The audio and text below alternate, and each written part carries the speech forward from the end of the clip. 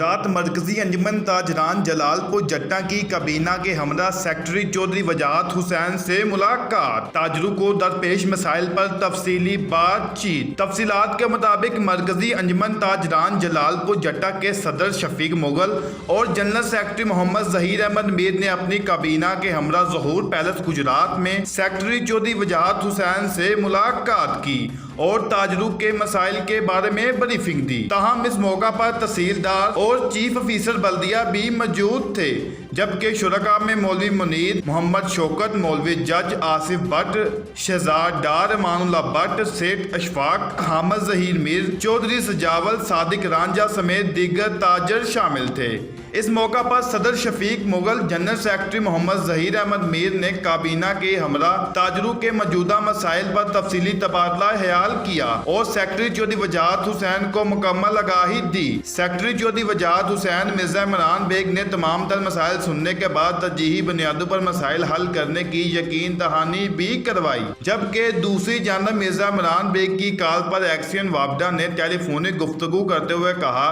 जलालपुर जट्टा में वापडा के मसाइल को फौरी तौर पर हल किया जाएगा, जबकि चीफ ऑफिसर और तहसीलदार को भी मुतलका मसाइल के बारे में ब्रीफिंग दी गई, जिस पर उन्होंने मुकम्मल तावन की यकीन दहानी करवाई और मुश्तरका बयान में कहा कि ताजरों के मसाइल को मेरिट पर हल किया जाएगा।